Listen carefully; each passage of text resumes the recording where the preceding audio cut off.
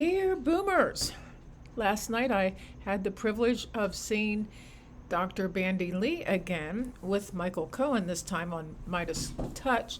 She had an important announcement to make. Next week, with the press club, she and her colleagues will be reviewing the dangers of Donald Trump and the violence that is already beginning, as we have seen with the Ohio, Springfield, Haitian community being bullied and threatened by Trump and Vance and his followers. They don't care if they're hurting people.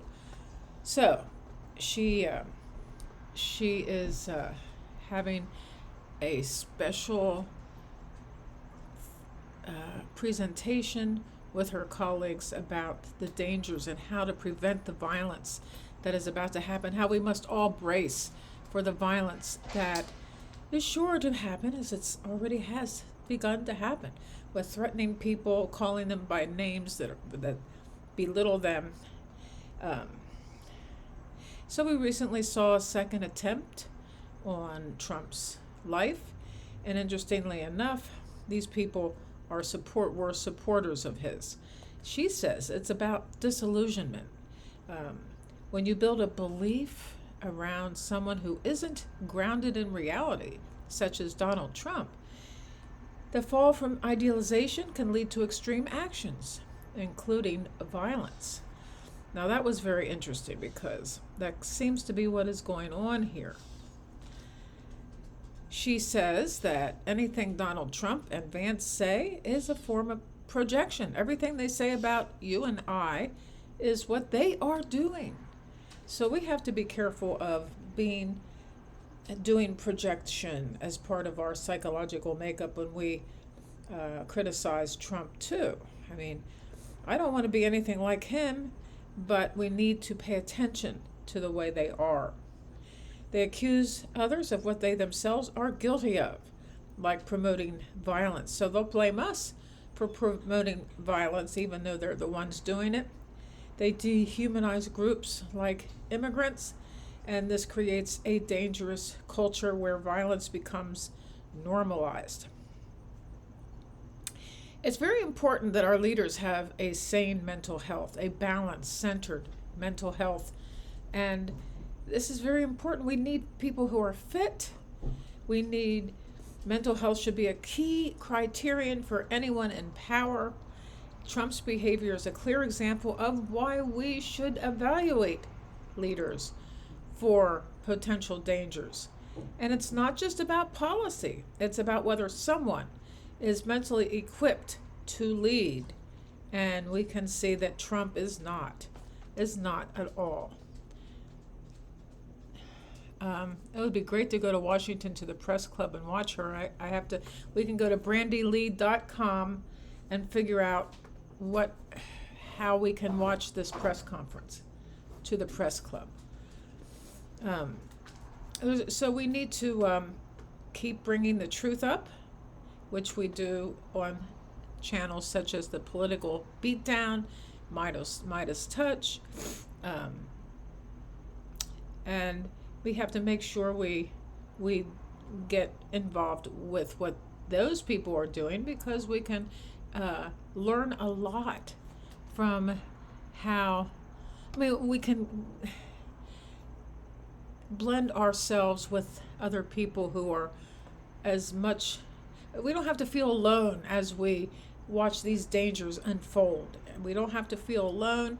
We don't have to feel like we are battling non-existent phantoms in our mind. And the Trump contagion is something that Bandy has written about. Trump's contagion is very much on everyone I know. We've all been it's like going into a room that somebody has painted the walls black, and you're not really sure what it is about the vibrations of the room that are so horrible to your psyche. But that's what Trump is. His vibrations are not at all suitable for feeling peace of mind or feeling safe. We can't possibly feel safe because of the chaos and the violence that these people are constantly talking about. Narcissistic sociopath and projection. We see how Trump acts at his rallies. We see how people are leaving these rallies, as Kamala said. And I think more and more that violence, the talk of violence, the rhetoric of disrespect for all people coming from Trump's mouth is very debilitating for people. People need to be uplifted. They need to feel empowered by their leaders, So this has been quite a rough 9 years for people who are paying attention. A lot of times I did not pay attention because I couldn't bear the Trump contagion. Although we see it all the time. We see it everywhere. People just talk like him. It's really crazy. We need to realize that we can affiliate ourselves with people who are helping Bandy Lee get her message out. We need to affiliate ourselves with people who are trying to protect our democracy. And this is not that difficult. Yesterday I did to me, an important video concerning January 6th, which was a direct hit on our democracy and the rule of law and the Constitution. And Trump has already threatened to question the results of our election. He's already talking about getting rid of ballots. And I hope that there are lawyers in place to stop this because, we all can see through it now. We see through their intentions to suppress the population. And because we see it, this year probably won't be quite as bad in terms of what happened the last time. We will be more prepared, even mentally prepared.